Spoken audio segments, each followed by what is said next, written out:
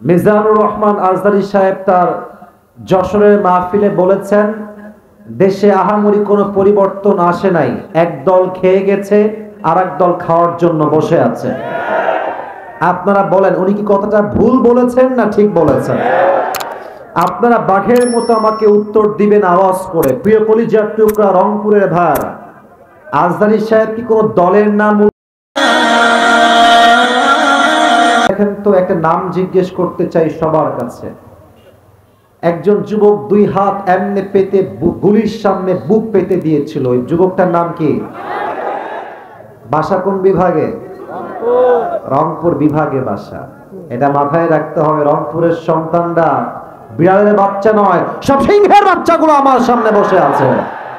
শহীদ আবু সাইদ যখন বুকের তাজা রক্ত দিয়েছে, তখন এই দেশের দ্বিতীয় স্বাধীনতার সূচনা শুরু হয়েছে। তার রক্ত দেওয়ার পরে দেশের প্রত্যেকটা যুবকদের কলিজায় রক্তে আগুন শুরু হয়ে গিয়েছে। যুবক ভাই, এই দেশটা আমরা দ্বিতীয়বার স্বাধীন করতে পেরেছি, এটা আল্লাহর শুকরিয়া। তবে আমি এখন ভূমিকায় কিছু কথা বলবো, যেই কথাগুলো দুই একজন লোকের গায়ে লাগতে পারে। এজন্য আমি জানি দুই একজন লাগবে, এটা আপনার যত বড় লাগবে এটা আমি জানি। তবে আমি আবারও আপনাকে বলছি, আপনি আমার শত্রু নন, আমিও আপনার শত্রু নই। আমার প্রথম পরিচয় বিএনপি নয়, জামাত নয়, আওয়ামী লীগ নয়, হেফাজত নয়, চরমনায় নয়, কওমিয়া নয়, আলিয়া নয়। আমার প্রথম পরিচয়, আমি মুসলমান ঘরের সন্তান। আমি যা বলছি ইনসাফ ভিত্তিক কথা বলার চেষ্টা করছি। মিজানুর রহমান আজহারী সাহেব তার যশোরের মাহফিলে বলেছেন, দেশে আহামরি কোনো পরিবর্তন আসে নাই, এক দল খেয়ে গেছে আর এক দল খাওয়ার জন্য বসে আছে। আপনারা বলেন উনি কি কথাটা ভুল বলেছেন না ঠিক বলেছেন? আপনারা বাঘের মতো আমাকে উত্তর দিবেন আওয়াজ করে। প্রিয় কলিজার টুকরা রংপুরের ভাই, আজহারী সাহেব কি কোনো দলের নাম উল্লেখ করেছিলেন? এই যে আস্তে কথা বললেন, কোন দলের নাম বলেছেন? কোন ব্যক্তির নাম মেনশন করেছেন? উনি জাস্ট বলেছেন এক দল খেয়ে গেছে আর এক দল খাওয়ার জন্য বসে আছে, এতেই কিছু লোকের গায়ে আগুন ধরে গেছে। আমরা কোন দলের নাম উল্লেখ করি না। আচ্ছা, মনে করেন যে আজহারী সাহেব কোন দলের নাম উল্লেখ করেই ফেলেছেন, কোন দলের নাম এক্স্যাক্টলি মেনশন করেছেন, তো আমাদের কি জনগণ হিসেবে বাক স্বাধীনতা নেই? বলেন সবাই, আছে না নাই? যদি আমাদের বাক স্বাধীনতা কেউ কাটতে চায়, তাদেরকে আওয়ামী লীগের ইতিহাস মনে রাখতে হবে। যুবক ভাই আমার, তো আমি দেখলাম একজন নেতা, তার নামটা আমি জাস্ট বলেই ফেলছি, ছোট্ট নাম বলছি, দুদু সাহেব। উনি বললেন কোথাকার কোন আজহারি মাঝহারি? মিয়া, আজহারি কি মাঝহারি? এটা কি আপনাদের সস্তা মনে হয়? আজহারি এটা হচ্ছে বাংলাদেশের ব্র্যান্ডের নাম। যুবক ভাই আমার, আচ্ছা আপনি বলেন, এই যে একজন নেতা, দলের নেতা, একজন আলেমকে বলছে আজহারি মাঝহারি কোথাকার কে, এটাই প্রমাণ যে সে মানুষটা শিক্ষিত হতে পারে না। একজন শিক্ষিত মানুষ আলেমকে কথা বলবে পরিপূর্ণ শ্রদ্ধার সাথে, সম্মানের সাথে। রংপুরের ভাই আমার, আচ্ছা আপনি আমাকে বুঝায় বলেন, মনে করেন যে আজহারী সাহেব কোন একটা কথা ভুলই বলেছেন, আমরা কারো অন্ধভক্ত নই, আমরা অন্ধভক্ত নই। ভুল হলে ভুল, ঠিক আছে, আপনি দ্বিমত পোষণ করবেন, এটা একটা আদব আছে, এটা সম্মান আছে। আপনি বলবেন যে আমাদের সকলের প্রিয় মিজানুর রহমান আজহারী সাহেব কথা বলেছেন, আমার মনে হয় ব্যাপারটা এরকম না হয়, এরকম হলে আরো ভালো হতো। আপনি রেসপেক্ট দিয়ে বলেন। আপনি যখন আজহারীকে মাঝহারি বলে গালি দেন, কলিজার টুকরা যুবকদের রক্তক্ষরণ শুরু হয়ে যায়। যুবক ভাই, তবে হ্যাঁ, একজন বললেন যে আজহারী সাহেব আসেন, আপনি রাজনীতির নাম লেখান, আপনি রাজনীতি করেন, আপনি ওই দলে যান, সেই দলে যান। যশোরের মাহফিল আপনার ইউটিউবে আজকে সার্চ দিবেন, জুম করবেন যশোরের মাহফিলটা, ড্রোন ফুটেজ বা পেছনের ফুটেজ দেখবেন, যত মাহফিলে অডিয়েন্স এসেছে 95 যুবক ভাইরা সেই মাহফিলে এসেছিল। সবাই কি জামাত ইসলাম? তারা সবাই কি শিবির নাকি? তারা মিয়া, ঘোল খাওয়াই লাভ নাই, এইসব ঘোল আর বাংলার মানুষ খাবে না। যুবক ভাই, জামাত ইসলাম নয়, বিএনপির লোকরাও আজহারীকে কলিজা থেকে ভালোবাসে। যুবক ভাইরা, ওই যে যশোরের মাহফিল, আওয়ামী লীগও ছিল, বিএনপিও ছিল, যুবকও ছিল, মায়েরাও ছিল, বোনেরাও ছিল। অতএব আমাদের ভালোবাসা দলের জন্য নয়, জামাতের জন্য নয়, কোন ব্যক্তির জন্য নয়। আমাদের ভালোবাসা একমাত্র কোরআনের ভালোবাসা, একমাত্র আল্লাহর জন্য ভালোবাসা এটা। আচ্ছা, যেই দলগুলো এভাবে আজহারীকে কটাক্ষ করছেন, এই যে 20 লাখ মানুষের সামনে কটাক্ষ করলেন, ওখানে কি সবাই আজহারীর ভক্ত না? তো আপনি যে গালিটা দিলেন, যার বুকে আপনি আঘাত দিলেন, আচ্ছা ভাবেন যে আজহারী সাহেবকে আমি ভালোবাসি, কথার কথা, তো আমার ভালোবাসার মানুষকে যে গালি দিবে, আমি কি তাকে আর ভোট দিব নাকি? কথা বলেন, ভোট দিব নাকি? আপনি আমাকে সম্মান করবেন, আমার ভালোবাসার মানুষকে সম্মান করবেন, আপনাকে আমি স্যালুট জানাবো যুবক ভাই, আছে কিনা বলেন? মেহেরবানি করে দলাদলি করবেন না। স্বৈরাচার বিদায় নিয়েছে, ওই চ্যাপ্টার ক্লোজ। আগামীর দেশ হবে ইসলামের বাংলাদেশ, কোরআনের বাংলাদেশ।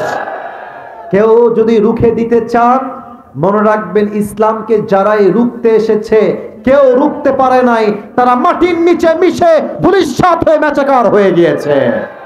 আল্লাহ প্রত্যেকটা মানুষকে কথাগুলো বোঝা এবং আমল করার তৌফিক দান করুন, পড়েন সবাই আমিন।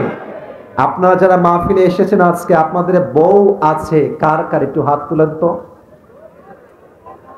বউ আছে? আছে, আচ্ছা হাত নামান, আব্বা জানেরা হাত নামান, সব মুরব্বীরা হাত তুলেছে। আপনাদের বউ নাই, সিঙ্গেল কারা কারা একটু কলিজার যুবক ভাইরা হাত তোলেন। ইন্না লিল্লাহ। স্যার আপনারা দেখেন, আপনারা দেখেন, আপনাদের কারো বউ নাই? আমি বিশ্বাস করি না, মিথ্যা না সত্যি? আহা, হাত নামাও যুবক ভাইরা। আমি মিঠাপুকুরে লাস্ট টাইম বলেছিলাম যে বউ ছাড়া জীবনটাই বৃথা যুবক ভাইরা। আসলে শীতকালে যার বউ নাই একমাত্র সেই বোঝে কম্বল দিয়ে কোনো শীত দূর হয় না। আমি আমার আব্বাজানদের পায়ে হাত রেখে একটা আবদার করতে চাই, এই শীতকালে আপনার ছেলেকে বিয়ে দেন আব্বা, আর দেরি কইলেন না যুবক ভাইরা, কথা ঠিক আছে কিনা বলো? আমি প্রায় বলি যে যুবকদের শীত দূর হবে কম্বল দিয়ে নয়, ল্যাব দিয়ে নয়, একমাত্র বউ দিয়ে যুবকদের শীত দূর হবে। আল্লাহ আমার প্রিয় আব্বাজানদেরকে বোঝার তৌফিক দান করে পড়েন আমিন। তবে কথা হচ্ছে কি জানেন, সব বাবা মা বুঝলেও অনেক মেয়েরা কিন্তু বুঝতে চায় না। তারা বলে যে হাম শাদি তো উসি সে হি করেঙ্গে জিসকে পাস বহুত সারা পয়সা হ্যায়। ইভেন অনেক মেয়ের কথা বলতে কষ্টে আমার বুকটা ফেটে যায়। অনেক মেয়ে টাকা পাইলে টাকলা বুইরার সাথেও বিয়ের পিড়িতে না, এরকম মেয়ে তো রংপুরে নাই। আরে নাই, থাকলে আল্লাহ হেদায়েত দান করুক, পড়েন সবাই আমিন। আজকে আমরা 3টা তাকবীর দিব। প্রথম তাকবীর দিবেন বিবাহিত ভাইরা, দ্বিতীয় তাকবীর দিবেন আমার প্রিয় সিঙ্গেল ভাইরা। I would like to test everyone who is more powerful. মুরব্বি, মুরব্বি, এই যে আব্বাজান, আমার আব্বাজান কই যায়? ধরেন তো আব্বাজানকে, কই যায় আব্বাজান? আব্বাজান বসে পড়েন। আচ্ছা ওয়াশরুমে গেলে যাক, সমস্যা নাই। প্রথম তাকবীর দিবেন বিবাহিত ভাইরা। বিবাহিত ভাইরা একটা কাশি দেন। আওয়াজ বেশিটা ভালো না রে ভাই। আচ্ছা বিবাহিত ভাই দেখা যাক কত জোর আপনাদের গায়ে আছে। বিবাহিত আব্বা জানেরা, যুবক ভাইরা তাকবীর দিবেন, নারে তাকবীর। হ্যাঁ, আওয়াজ ভালো আছে, আওয়াজ ভালো আছে। দেখা যাক সিঙ্গেলরা কি জিতে না হারে। সিঙ্গেলরা একটা কাশি দাও আমার সাথে। আপনারাই নাম্বার দিবেন, আমি কিন্তু কিছু বলবো না, দেখা যাক কে পারে। সিঙ্গেল ভাইরা তাকবীর দিবেন, বিবাহিত ভাইরা কিপ কোয়াইট, কিপ সাইলেন্ট, চুপ থাকবেন। আপনারা কথা বললে কিন্তু আপনারা হেরে যেতে পারেন। সিঙ্গেল ভাইরা তাকবীর দাও, নারে তাকবীর। ইস, বিবাহিত ভাইরা সো সরি, হলো না। আজকে আপনারা হেরেই গেলেন, আজকে সিঙ্গেলরা জিতে গিয়েছে, ঠিক কিনা বলে? এবার সবাই মিলে তাকবীর দিবেন এমন জোরে যে তাকবীরের ঠেলায় আমি স্টেজ ভেঙে নিচে পড়ে যাব। কাশি দেন সবাই মিলে। তাকবীর দিবেন সিংহের মতো। আল্লামা দেলোয়ার হোসেন সাইদি হুজুরের নাম শুনেছেন না? এত আস্তে কোন কেন, নাম শুনছেন না? হুজুর বলতেন যে বিড়ালের মতো 500 বছর বেঁচে থাকার কোনো দাম নাই, সিংহের মতো 1 ঘন্টা গর্জন দিয়ে আমরা বাঁচতে চাই। নারে তাকবীর। আল কোরআনের আলো, আল হাদিসের আলো, কোরআন হাদিস যেখানে, আলেম ওলামা যেখানে, রংপুরবাসী যেখানে, আল্লাহ তাআলা যেন এই স্লোগানকে কবুল করে। পড়েন সবাই আমিন।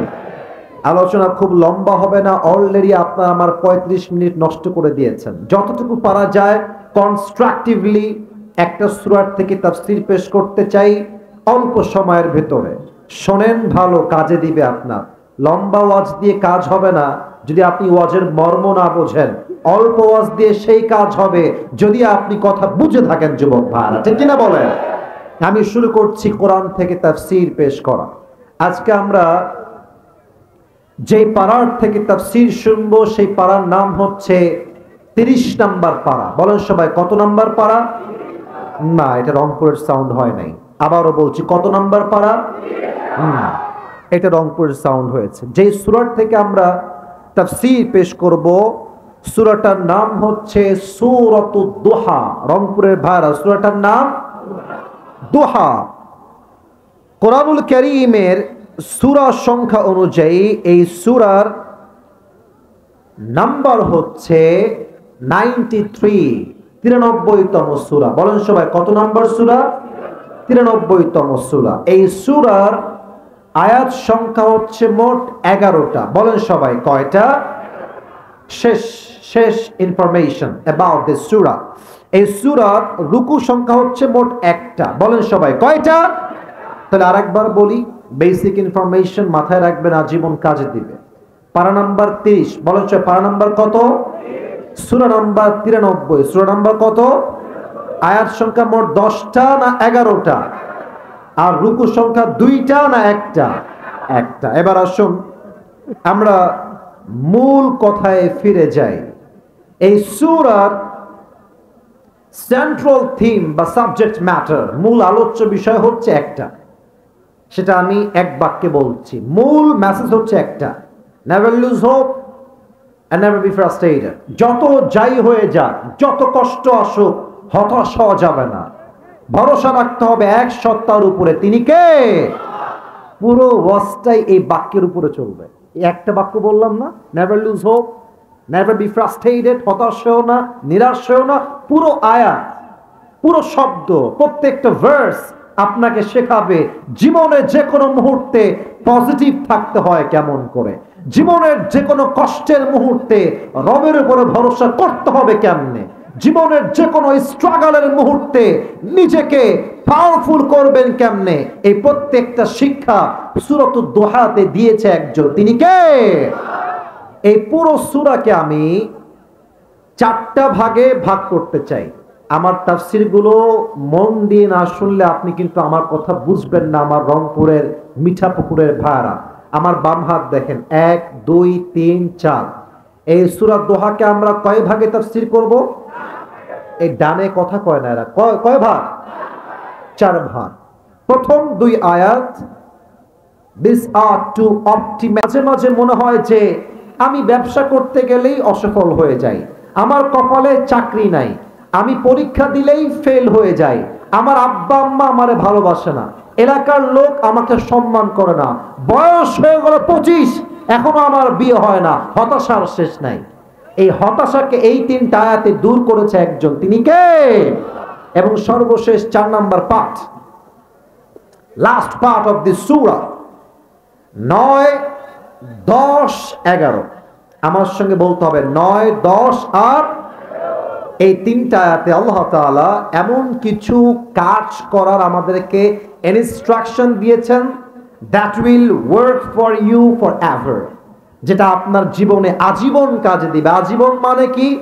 এই কাজগুলো আপনি করবেন দুনিয়াতে, এটা দুনিয়াতেই শেষ হবে না, এটা জান্নাতে যাওয়ার জন্য আপনার কবরের সাথী হয়ে যাবে। সুবহানাল্লাহ পড়েন। তাহলে এবার আমাকে বলেন, এই 11টা আয়াতকে আমরা কয়টা ভাগ করলাম? ভাই আমাকে কথা না বললে ওয়াজ হবে না। কয়টা? এবার আসুন আমরা শুরু করে দেই। এই সূরাটা কেন নাজিল হয়েছে, কোন প্রেক্ষাপটে নাজিল হয়েছে, শানে নুজুল কি ছিল? হাদিসে আসছে আল্লাহর হাবিব সাল্লাল্লাহু আলাইহি ওয়াসাল্লামের কাছে সব সময়, প্রত্যেক সময় কন্টিনিউয়াস প্রসেসে ওহী নাজিল হতো। কয়েকদিন পর পর ওহী আসতো, হঠাৎ করে ওহী আসা বন্ধ হয়ে গেল।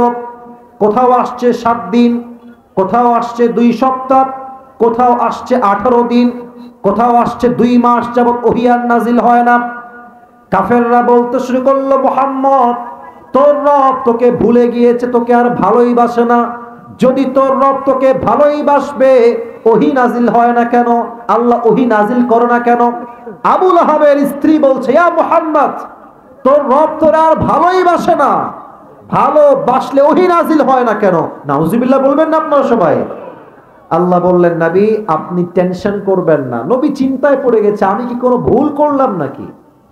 আমার দ্বারা কোনো মিস্টেক হয়ে গেল নাকি? ওহী নাজিল হয় না কেন? আল্লাহ কি আমার উপর নারাজ হয়ে গেল নাকি? এই দুশ্চিন্তা দূর করতে আল্লাহ তাআলা সূরাতুদ দুহাকে নাজিল করেছে। সুবহানাল্লাহ পড়বেন না আপনারা? এটা হচ্ছে শানে নুজুল বা প্রেক্ষাপট বা ব্যাকগ্রাউন্ড অফ দি সূরা। আসুন আমরা আয়াত ভিত্তিক তাফসীরে ঢুকে যাই। প্রথম আয়াত ছোট্ট একটা শব্দ, বাট এর মেসেজ অনেক লম্বা তাফসীরটা। প্রথম শব্দ আল্লাহ তাআলা বলছেন ওয়াদ-দুহা, আলোর শপথ। আমার রংপুরের ভাইরা আমার দিকে তাকায় বলেন তো, এখন যে আমরা বসে আছি চতুর্পাশে কি অন্ধকার না আলো? এই তো আওয়াজ পাচ্ছি, মাশাআল্লাহ। অন্ধকার না আলো? আল্লাহ বলছেন আলোর শপথ। অথবা ওয়াদ-দুহা মানে হচ্ছে সকালের শপথ, সূর্যের আলোর শপথ। এই শপথ দ্বারা আল্লাহ কি বুঝাচ্ছেন? মুরব্বী আব্বা জান, আপনার পায়ে আমার হাত, যুবক ভাইরা আপনাদের পায়ে আমার হাত, এই কথাটা বোঝার ট্রাই করেন। আল্লাহ বলছেন নতুন সকালের শপথ, আলোর শপথ। এর দ্বারা আল্লাহ বোঝাচ্ছেন নতুন দিন শুরু হয়ে গেছে। আগে যা হয়ে গেছে অতীতকে ভুলে যাও, নতুন দিন এসে গেছে মানে নতুন চান্স, নিউ অপরচুনিটি, নতুন সুযোগ। আগে যা হয়ে গেছে, আজকের দিনটা আমার সবচেয়ে বেস্ট দিন হবে, ঠিক কিনা বলে? আমি গতবার যখন মিঠাপুকুরে এসেছিলাম, দিনের বেলায় মাহফিল ছিল, আমি একটা কথা সেখানে বলেছিলাম, अगर जिंदगी में आगे बढ़ना चाहते हो तो पीछे देखो कि पीछे क्या गलती हो गया, और अगर जिंदगी को जीना चाहते हो तो आगे देखो। জীবনটা যদি এনজয় করতে চান সামনে তাকান, আর যদি জীবনটা বুঝতে চান পেছনের দিকে তাকান। কি ভুল করেছেন শিক্ষা নেন, উপদেশ গ্রহণ করে সামনে এগিয়ে যান, ঠিক কিনা বলে? পিছনে যা হয়ে গেছে এটা নিয়ে ভাবার সময় আমাদের কাছে নাই। অনেক যুবক দেখবেন যে প্রেম করে ছ্যাঁকা খেয়ে বেকা হয়ে গেছে, এখন গার্লফ্রেন্ডকে আর ভুলতে পারে না। হুজুর আমি তো ভুলতে পারি না হুজুর, আমার তো পড়ায় মনোযোগ নাই, খাওয়াই মনোযোগ নাই। আরে বেটা, যেই বেড়ি তোরে ছাড়ছে তুই জীবনে ভালো কিছু কর, এর চাইতে 1000 গুণ বেটার অপশন আল্লাহ তোমাকে দান করবে যুবক ভাই, ঠিক কিনা বলো? जो हो गया उसके बारे में सोचना नहीं है मेरे दोस्त, मदा मा मदा लैसा लहुल कदा, गुज़श्ता ज़माना कभी वापस नहीं आता। So don't think about your past, think about your present. যে অতীত নিয়ে ভাবে সে অতীতেই থেকে যায়, আর যে বর্তমান নিয়ে ভাবে সে ভবিষ্যতের সামনে এগিয়ে যায়। ওয়াদ-দুহা, নতুন দিনের শপথ, আলোর শপথ। যা হয়ে গেছে নতুন করে আবার শুরু করো। আচ্ছা বলেন তো সবর কাকে বলে? অনেকে বলবেন সবর মানে শুধু ধৈর্য। না, আজকে আমি শুনলাম সবর কাকে বলে। এ কই যায়? এই সোনামণি বস বস বস, না না বস বস, না না না, খবরদার এই ধান্দা করো না। কেউ যদি উঠে যাও লুঙ্গি টাইনা ধরে বসা দিবেন আজকের মাহফিলে, তবে খুলে যেন না যায়। খবরদার কেউ যাবেন না। কাশি দেন সবাই, নারে তাকবীর। সবর কাকে বলে এটা আপনি জীবনেও শোনেন না, আমি আজকে আপনাকে প্রথম বলছি হয়তো। সবর কাকে বলে? সবর হচ্ছে পরিস্থিতি আপনার আওতার বাহিরে, পরিস্থিতি আপনার ক্যাপাসিটির বাহিরে। আপনার বাপ আপনার বিপক্ষে, আপনার মা আপনার বিপক্ষে, আপনার বউ আপনার এগেইনস্টে, সমাজের লোক আপনার বিপক্ষে, আপনার বন্ধু আপনার বিপক্ষে। এত কষ্ট আপনার জীবনে চলছে, সেই মুহূর্তে 2টা কাজ আপনি মাস্ট করছেন। এক, আপনার স্বপ্নের জন্য যেই কাজ আপনি রেগুলার করেন সমস্ত কষ্টের মাঝে সেই কাজটা আপনি করেই যাচ্ছেন, এবং হাজারো হতাশা, হাজারো কষ্ট আমার মনে আছে, আমি আল্লাহর আইনের বাহিরে যাচ্ছি না, স্বপ্নের কাজও করে যাচ্ছি কষ্টের মাঝে, আল্লাহর আইনকেও মানছি। এটার নাম হচ্ছে আসল ধৈর্য। কথা বোঝেন না আপনারা সবাই? আচ্ছা, মনে করেন যে আপনার গাড়ি আছে, বাড়ি আছে, টাকা আছে, বউ সুন্দরী, বাপ মা আপনার পক্ষে, আপনি কাজ করতে পারবেন, খুবই সাধারণ ব্যাপার, মন তো ভালো, কাজ তো করতেই পারবেন। বাট পুরো সমাজ আপনার বিপক্ষে, আপনার বউ আপনার বিপক্ষে, বন্ধুরা আপনার বিপক্ষে, সেই মুহূর্তে যে তার স্বপ্নের জন্য কাজ করে তার মতো বীর বাহাদুর আর কেউ হতে পারে না। দিস ইজ কল্ড সবর। এটাই হচ্ছে সবরের মেইন সংজ্ঞা। তো আল্লাহ তাআলা বললেন আলোর শপথ। এবার আল্লাহ বলছেন ওয়াল্লাইলি ইদা সাজা, and the night when it covers with darkness। আল্লাহ বলছেন রাতের শপথ, এই রাত যখন হয় নিঝুম আর নিস্তব্ধ। আবারও বলছি, রাতের শপথ, রাত যখন হয় নিঝুম আর নিস্তব্ধ। এবার আমাকে উত্তর করতে হবে মূল ব্যাখ্যা বোঝার জন্য। প্রিয় ভাইরা, কাজ করার সময়, চাকরি করবেন, ব্যবসা করবেন, এই সময়টা কি রাতে না দিনে? দিনে। দিনে বলুন সবাই, রাতে না দিনে? আচ্ছা, মনে করেন যে আমি ভোর 6টার থেকে কাজ শুরু করেছি, রাত 9টা পর্যন্ত কাজ করলাম। যদি আমি 9টার পরে না ঘুমাই, তারপরের দিন কি কাজ করা আমার দ্বারা সম্ভব হবে? তার মানে কি কাজের পরে একটা আরামের দরকার। বলেন তো সবাই, আছে না নাই? আল্লাহ বলছেন নবী, রাত দ্বারা ওহির আগমন উদ্দেশ্য। হে রাসূল, যদি ওহি অলওয়েজ আগমন হতেই থাকে, ওহির একটা প্রেশার আছে, চাপ আছে। যদি ওহি নাজিল হতেই থাকে, একটা পর্যায়ে গিয়ে আপনি ক্লান্ত হয়ে যাবেন, ওহির প্রেশার আপনি সামলাইতে পারবেন না। হে আমার নবী, হে আল্লাহর হাবিব, দিন শেষে রাত না আসলে যেমন ভালো লাগে না, ঠিক তেমনি ভাবে ওহি যদি নাজিল হতেই থাকে, আপনি ক্লান্ত হয়ে যাবেন। আমি আল্লাহ যে ওহি বন্ধ করেছি এর মানে এটা নয় যে আমি আল্লাহ নারাজ হয়ে গিয়েছি, বরং দিন শেষে রাত আসে শান্তির জন্য। আমি আল্লাহ রাতকে দিয়েছি আরামের জন্য। ওহি নাজিল হতে থাকলে আপনার কষ্ট বেশি বেড়ে যাবে। আপনার কষ্টকে হালকা করার জন্য, শান্তি করার জন্য সাময়িকভাবে ওহিকে বন্ধ করেছে একজন, তিনি কে? তার মানে দিন দ্বারা ওহির আগমন উদ্দেশ্য, আর রাত দ্বারা ওহির অনাগমন উদ্দেশ্য। দিন শেষে রাত না আসলে যেমন বান্দার ভালো লাগে না, এক্স্যাক্টলি ওহি অলওয়েজ নাজিল হলেই নবীর কষ্ট হয়ে যাবে। নবীর কষ্টকে দূর করতে ওহিকে বন্ধ করেছে একজন, তিনি কে? এবার আল্লাহ বলছেন 3 নম্বর আয়াত, শুরু হয়ে গেল 2 নম্বর চ্যাপ্টার। আমি একটা ঘটনা বলতে চাই, আমার কথা কি বোঝা যায়? আসতে বলেন না, বোঝা কি যায় না? আল্লাহ বলছেন মা ওয়াদ্দাআকা রাব্বুকা ওয়া মা ক্বালা। নবী, সবাই আপনাকে ভুলতে পারে, আপনার হাত ছাড়তে পারে, বাট আপনার হাত ছাড়বে না একজন, তিনি কে? আমরা যারা এখানে বসে আছি, এখান থেকে নিয়ে এই পুরো এই পর্যন্ত, আশা করছি আপনারা একমত হবেন আমার সাথে। আমি সহ আমরা সবাই যারা এখানে আছি, আমার মনে হয় 99% বললেও ভুল হবে, আমরা 100তে 100 ভাগই মনে হয় সবাই মধ্যবিত্ত পরিবারের সন্তান এখানে বসে আছে। তোমরা আমার ওয়াজ যদি কখনো শুনে থাকো, আমি একবার আমার ওয়াজে বলেছিলাম যে মধ্যবিত্ত পরিবারের সন্তান মানেই একটা ব্র্যান্ড, যুবক ভাড়া, মনে আছে? কেন বলেছিলাম?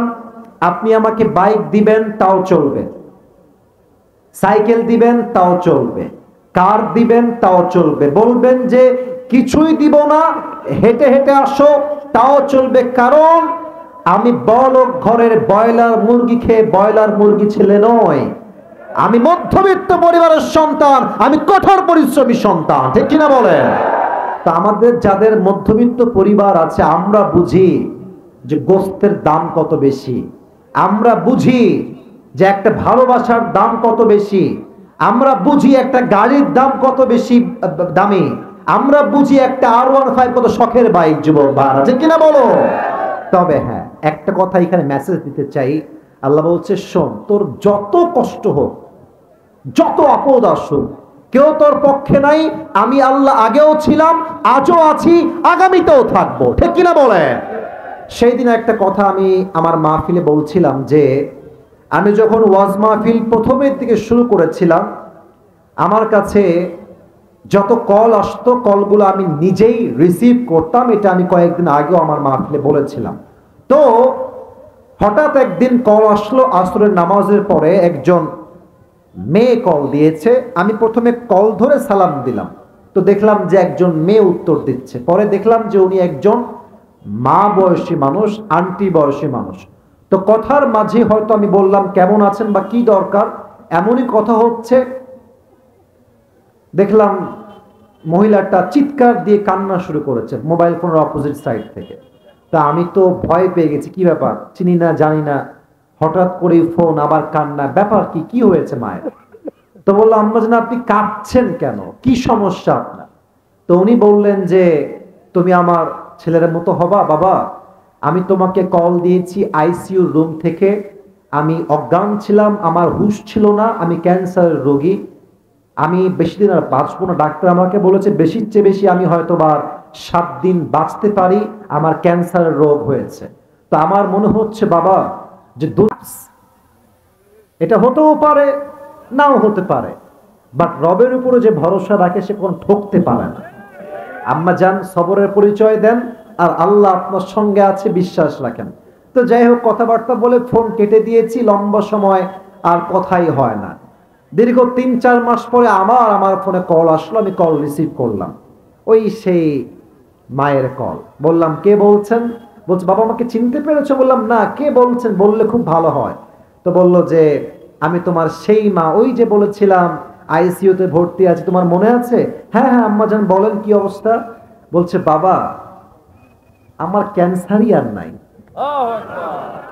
আমি তো বেঁচে আছি, আমার ক্যান্সারই নাই। তো এর দ্বারা শিক্ষা কি পেলেন? যত কষ্ট আসুক, যত অভাব আসুক, আল্লাহ তাআলা বলছেন মা ওয়াদ্দাআকা রাব্বুকা ওয়া মা ক্বালা, তোর পাশে কেউ নাই, মনে রাখিস আমি আল্লাহ তোর সাথে অলওয়েজ ছিলাম, আছি, থাকবো। সুবহানাল্লাহ। ওরে ভাই জোরে কোন সুবহানাল্লাহ। ওয়ালাল আখিরাতু খায়রুল লাকা মিনাল উলা। যদি আপনার মন এতেও না ভরে, আল্লাহ আবার আপনাকে সান্ত্বনা দিচ্ছেন। আচ্ছা, আজকে কি বার? সোমবার, তাই না? কালকে কি বার? Sorry for this. ওকে, আজকে সোমবার, কালকে কি বার? আমি এই আয়াতের আপনাকে 2টা তাফসীর করব, দেখেন আপনার সঙ্গে মেলে কিনা। আচ্ছা, আগে যতটা খারাপ ছিলাম এখন অনেকটা ভালো আছি না? আচ্ছা, 5 আগস্টের আগের কথা ভাবেন, খুব বেশি একটা ভালো আমরা ছিলাম না। হক কথা বললেই রাজাকার, জঙ্গিবাদ আর মৌলবাদ। এখন ভালো আছে। আল্লাহ বলছে আগামীর দিনটা আজকের দিনের চাইতে ভালো হবে। এখন অনেকের প্রশ্ন, হুজুর আমি আগে যা ভালো ছিলাম এখন আমি আরো কষ্টে আছি হুজুর, আমার জীবনে এখন আর কিছুই নাই। আল্লাহ বলছে শোনো বান্দা, এর দ্বারা উদ্দেশ্য দুনিয়ায় তোমার কষ্ট হতে পারে, বাট আখিরাতে তোমার সমস্ত কষ্ট দূর করবে একজন, তিনি কে? প্রথম ব্যাখ্যাটা মিলাই দেই। আমি আজহারীর নাম আগেও বলেছি, আবারও বলছি, আপনারা সবাই আল্লামা দেলোয়ার হোসেন সাঈদী হুজুরকে দিল থেকে ভালোবাসেন তো নাকি? আচ্ছা, আপনাদের মনে আছে কিনা আওয়ামী স্বৈরাচাররা সাঈদী সাহেবকে বলেছেন তিনি হচ্ছেন রাজাকার, আর সাঈদী সাহেব ওপেনলি মাইক নিয়ে বলেছিলেন 1971 সালের কোন প্রকার দেশ বিরোধী শক্তির কোন কাদা মাটি সাঈদীর গায়ে লাগে নাই, রংপুরের ভার আছে কিনা বলে। তবে উনি যখন সংসদ দাঁড়িয়ে বক্তব্য দিচ্ছিলেন, ওনার পাশের সেক্রেটারি বেঞ্চ থেকে বলা হয়েছিল সাঈদী সাহেব হচ্ছেন রাজাকার, আর সাঈদী সাহেব তার বুকের সমস্ত শক্তিকে এক করে বলেছিলেন হিন্দুস্তানের রাজাকাররা সাঈদীকে রাজাকার বলতে পারে। আচ্ছা দেখেন তো, সাঈদী সাহেবকে এত মিথ্যা ট্যাগ দেওয়া হলো যে উনি রাজাকার, উনি এই উনি সেই, ওনার সম্মান কি কমলো না বাড়লো? কমলো না বাড়লো? 15 বছর জেল খেটেছে, শহীদ হয়েছে, প্রমাণ করেছে মুসলমান শহীদ হতে প্রস্তুত আছে, বাতিলের সামনে মাথা নত করতে প্রস্তুত নয়। যুবক ভাই আছে কিনা বলো? আল্লাহ বলছেন এই স্বৈরাচারের দিনটাই আসল দিন নয়, আগামীতে এমন একটা দিন আসবে স্বৈরাচার বিদায় নিবে, মুসলমানদের বিজয় ঘটবে। আল্লাহ